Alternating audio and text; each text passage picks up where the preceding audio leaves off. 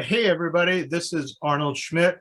I teach film and writing and literature at California State University, Stanislaus. I welcome you to Modesto Noir that is being brought to you by the State Theater and the Prospect Theater Company. I'm here with Randy Siefkin, who's joining us. Hello, Arnold.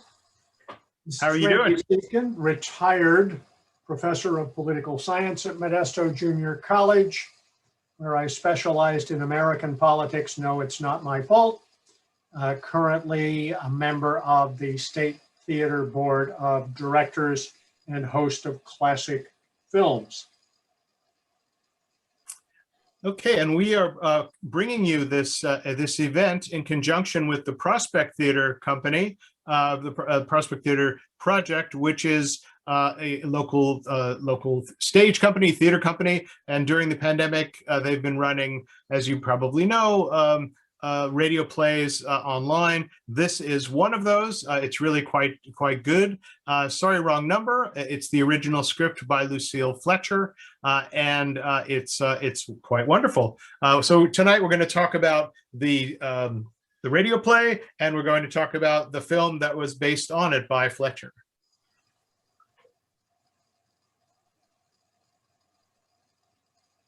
The radio play itself, Eddie Mueller, who is the so-called Noir of Czar, Czar of Noir, said it is the second most famous radio drama ever broadcast. I assume he means the Mercury Theater War of the Worlds. Radio broadcast is the first. It was done over and over again by Agnes Moorehead. It was really successful. There are half a dozen versions of it, including one that's in the I think in the Library of Congress collection. Moorehead herself created the role in 1943, and she is an actress that we know from a series of films. We also know her, probably many of us know her from the TV show Bewitched. She had 6 Emmy nominations. She was had parts in Citizen Kane, and others. She got an Academy Award Best Supporting Award for her performance in The Magnificent Ambersons. She was nominated for The Magnificent Ambersons and a series of others. Interestingly, she's from Ohio. She actually has a science degree. She has a BA in biology and an MA in English. She was a high school teacher for a while, and then she studied at University of Wisconsin-Madison. So I know there's some people out there who are from Madison. So there you go. And she then studied at the American Academy of Dramatic Arts before joining with Orson Welles' Mercury Theater Company. She performed on Broadway a series of different shows, including a George Bernard Shaw play, Don Juan in Hell. She did the musical Gigi. And then in terms of radio plays and radio shows, she was associated, in addition to, with the Mercury Theater, with the TV show, with the radio show Suspense, the series. And it said that she was on that series more than any other actor or actress. Her voice was so popular. She was often introduced as the First Lady of Suspense. She became most famous on radio for this, for the Sorry Wrong Number. And as I said, she recorded it 6 different times. And legend has it she always used the original script. So it was her original marked up dog-eared script.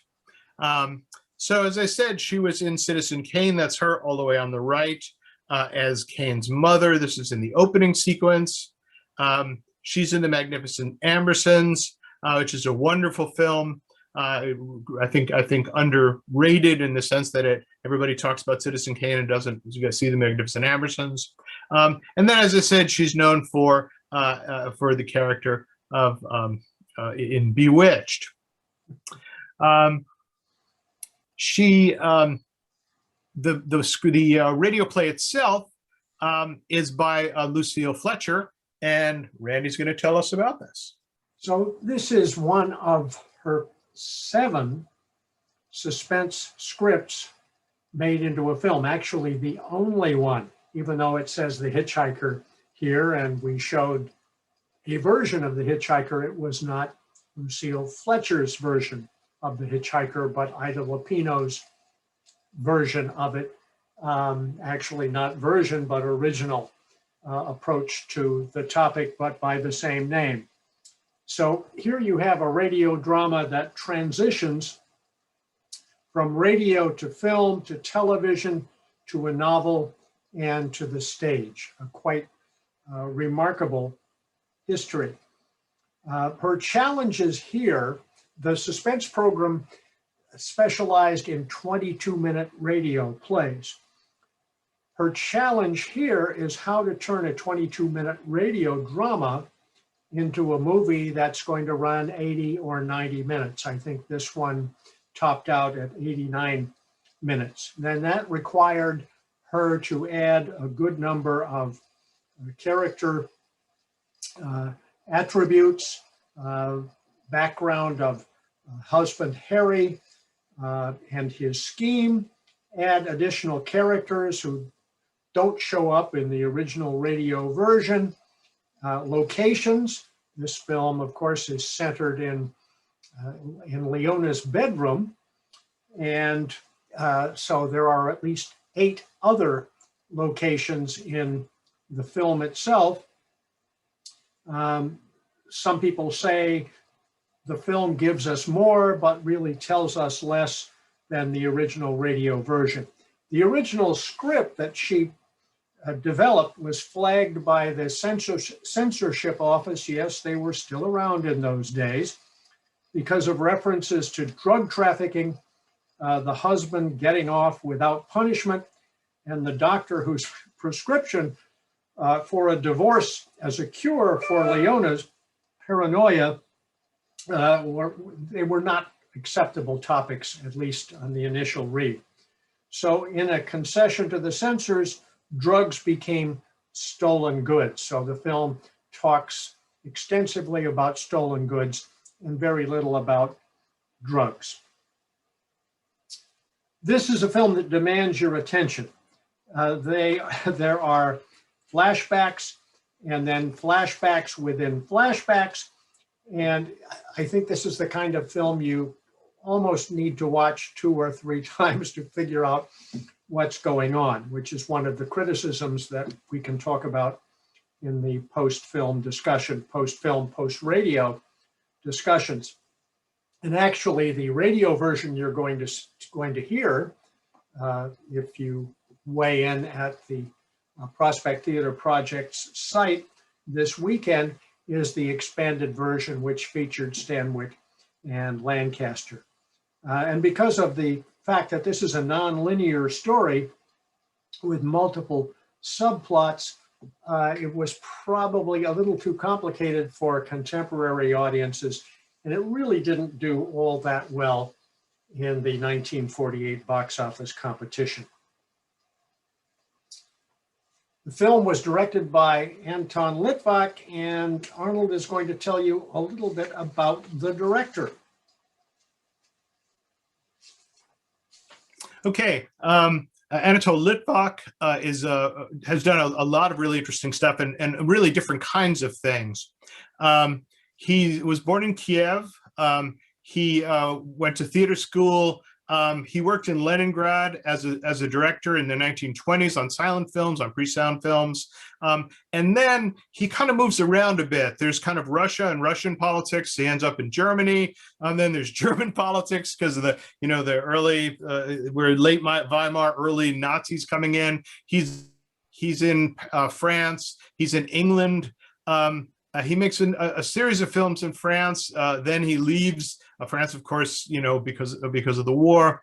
So he comes to Hollywood, and he's particularly successful for a certain kind of style that he's developed. He's known for using location shooting and realistic documentary effects. He also emphasizes sound effects, and some people say like sound is almost more important than the dialogue. He keeps the camera running quite a lot. And in that sense, he's compared to Max Ophuls, who is always just, the camera just never stops. He'll have a shot and there are no cuts. There are just, the camera keeps moving from place to place. His work is just wonderful. And Litvak is doing the same kinds of things as Ophuls.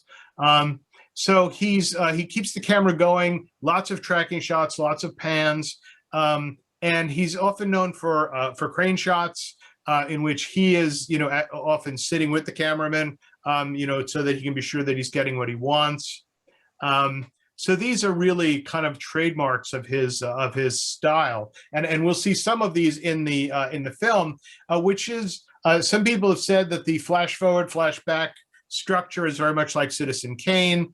An unstable narrative is something that we would expect to see in film noir, based on a narrator who's telling a story that may or may not be true. What do we know? How do we know? That kind of thing. So this has elements of that. It also has some very expressionistic camera work. And one of the things to look for when you're watching the film is how close the camera gets to people's faces. He's known for really getting the camera, pulling into a very tight shot and really having a full face on the screen, which can be very, very, particularly with Stanwyck, can be very expressive, very powerful. Lancaster as well.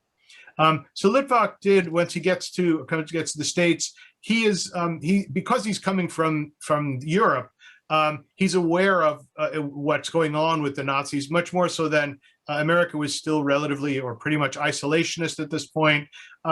So he makes a film called Confessions of a Nazi Spy with Edward G. Robinson, and he really is trying to get people to think about what's going on in Germany.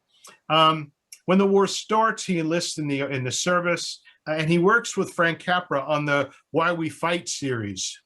And these films were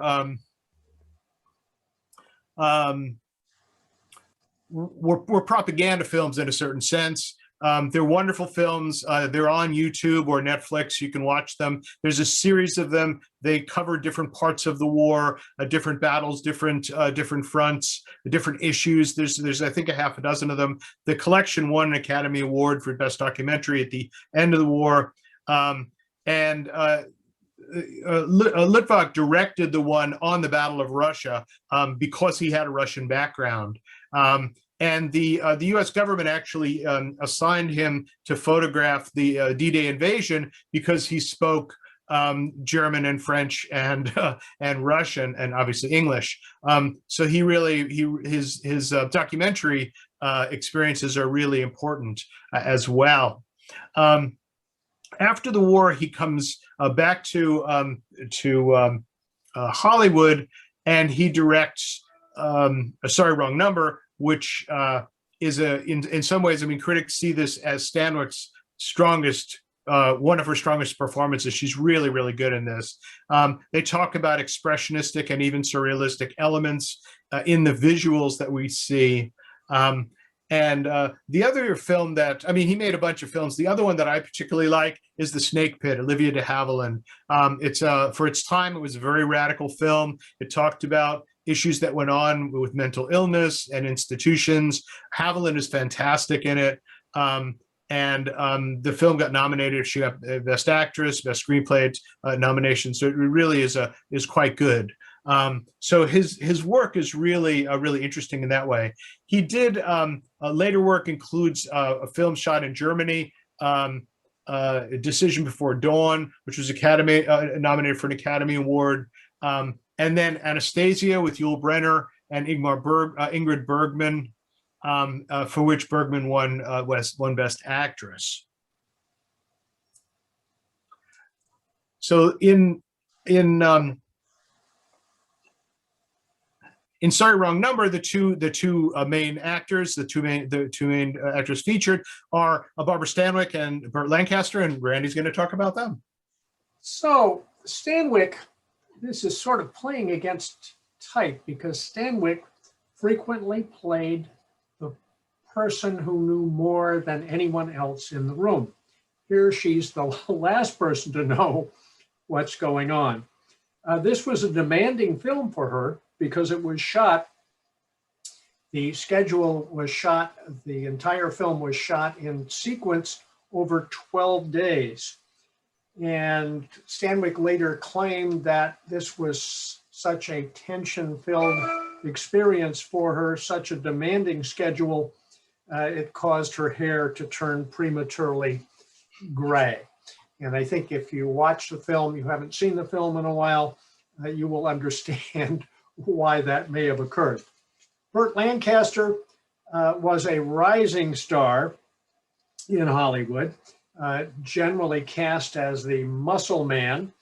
And for that reason, Hal Wallace, the producer, was reluctant to schedule him in the lead role. So Lancaster had to go to him and convince him to take on the role of Henry the henpecked husband, casting him again against type with the argument that audiences would be fascinated by watching a physically powerful man get beaten up by the other members of the cast.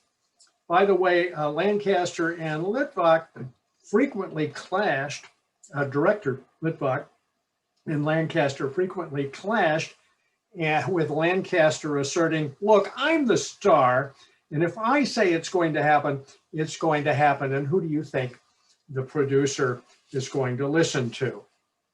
A very distinguished career by Lancaster, unafraid to take on quirky roles from time to time. Ava Gardner in one of his early films, and really a breakout film called The Killers, which if you haven't seen, you need to see. And Arnold and I were talking about scheduling this film for our next Noir series. And yes, there will be a next Noir series. And of course, the iconic photograph with Deborah Kerr in the film From Here to Eternity, which we might even schedule for the Modesto Film Society in this year's season, just because we haven't done it in a while and it's got a great cast. Speaking of great casts, there is a great cast in this film, but my favorite character of all is William Conrad. Here you see berating Lancaster. William Conrad, fascinating character actor. His obituary described him as a man of resonant voice as well as resonant bulk, and he plays the assassin in the film Morano and voices the most memorable last line of the film. A radio, film, television personality. In his later years, he became known as a lawman in the long-run television series Conrad, as well as providing narration for The Fugitive, and I didn't know this, Rocky and Bullwinkle programs. And he was the voice of Marshal Matt Dillon over that radio series, which played a number of seasons. And if you've ever heard it, you will immediately recognize the Conrad voice. So the film begins with a reference to the tangled network of telephones in the big city, providing the unseen link between a million lives. One of the criticisms of the film is it's so dated, no one's going to believe this. But the film is told almost entirely through telephone calls. And some critics have said, well, that's really too constraining a device. I did a bit of research on telephones in this era. I was 6, I think, at the time, and I remember bits and snatches of talking to operators or listening to the busy signal. But during the post-war period, post-World War II period, 3/4 of all subscribers had party lines. And in cities, party lines were standard for about half of all households. The reasons: material shortages and the pent-up demand in the years immediately after World War II. Switchboard operators of that period underwent extensive training in customer service designed to teach them how to cope with unpleasant characters like Leona. By the way, the number she calls, Plaza 1098, was the test number that gave a busy signal when it was called. So here we have a close-up. Again, Arnold mentioned the close-ups that Polito, the cinematographer, and Litvak were specialists, showing her increasing terror. Arnold, be sure and feel free to weigh in here. Again, the film shot entirely, almost entirely within her, except for the flashbacks, within her bedroom, and really quite effective from that standpoint. Eddie Muller, the czar of noir, says that this film has one of the greatest endings of any film noir. And that, of course, is because you don't really see, in part, you don't see the murder, although clearly those are Conrad's hands, I guess, unless they're is it a stand-in? a hand stand-in model. hand. Yeah. This I think is a great little shot. It's a good example of what we expect to see in film noir, what people call chiaroscuro lighting, which comes to us really from the Renaissance, from Caravaggio and Rembrandt. But that idea that there's a single source of light, so the light is going to be either very bright or off, instead of lots of grays and things like that. And here we see the light coming very directly from the right-hand side of the screen and going almost to black on the left-hand side of her face, our left-hand side of her face going all the way to black. And the expression, so that's, one element of film noir is this, is the high, the lighting here, this chiaroscuro lighting. And the high key lighting, low key lighting. The other is because of the close up. Notice how her eyelashes almost become, take on a life of their own. The expression of her face. This is a very expressionistic shot. It reminds us almost of, like Diane Arbus's photographs later, of course, but, really interesting. So the film has these elements that are very, very kind of classic noir, very, very, very interesting. And of course, it does have this fantastic ending. And it's done to heighten her sense of entrapment in the film. And then Conrad's last line here, picking up the phone and saying, "Sorry, wrong number," to the inquiry on the other end of the line. And it certainly is. So now's the time, as Eddie Muller would counsel, to put down your phone and ponder some questions about it, about the film and the radio program, which is a recreation, a very close reproduction of the film in terms of characters, etc., to the extent that one can do it on the radio. But as you are watching and listening, you might ask yourself, who really is telling this story? Is it really overcomplicated trying to follow all the storylines here? Is Leona a sympathetic character? Yeah, I don't think so. They're very annoying and earned her fate at the end of the movie.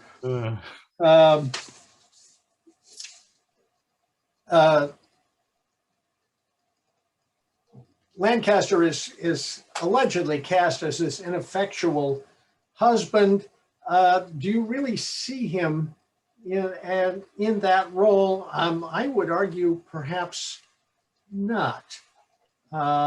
Certainly desirous of upper mobility, but ineffectual, I'm not entirely convinced.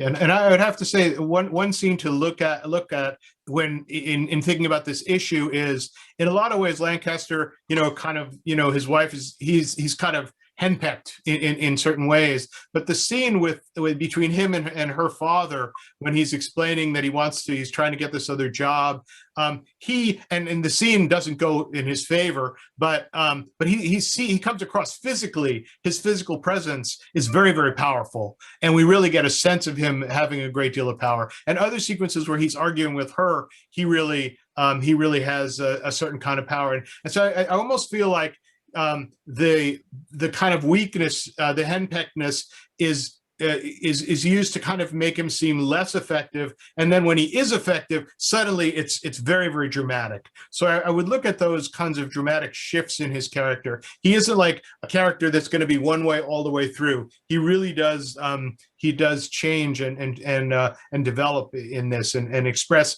different aspects of his personality, I think, pretty effectively. That's excellent point. And Arnold has already referred to the cinematic devices that are employed by Litvak and Saul Polito, the cinematographer, to heighten the tension of the film, I think, very effectively. Are there any subject matters that might have concerned the film censors of the period, even after they went through the script and suggested some things that ought to be taken out or modified? And finally, one of the things that really annoyed my wife was I'm with her.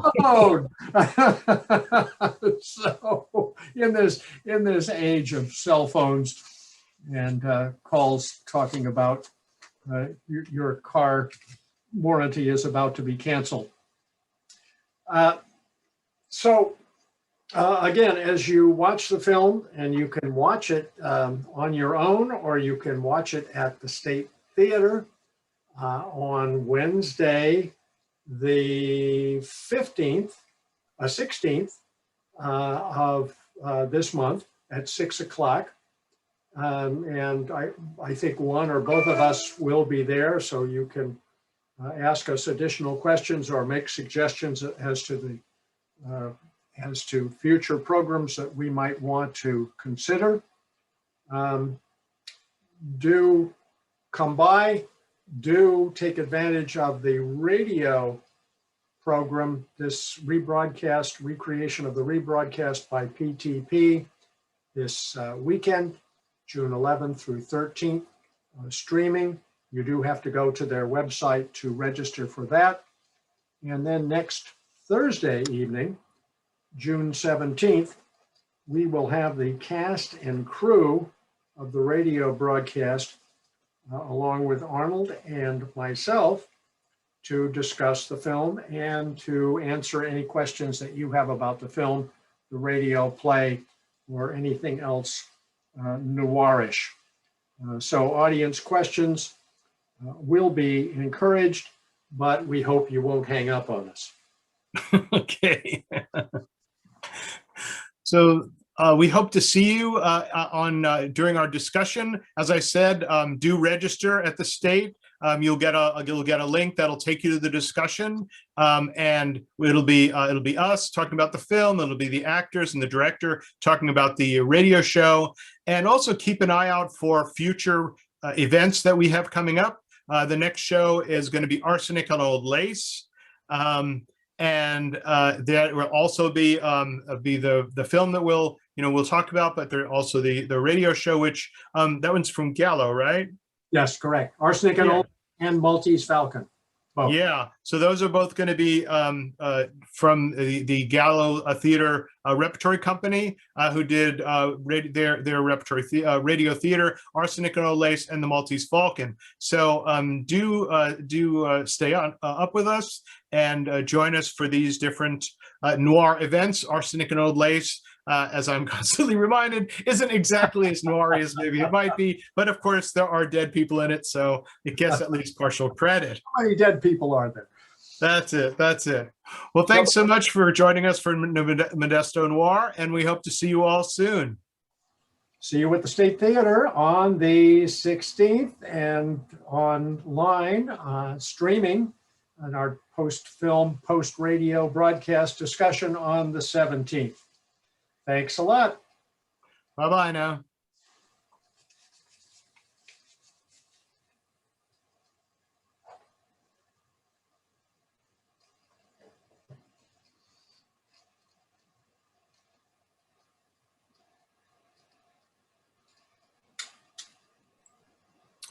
Okay, more ums than I would like, but that's the story of my life.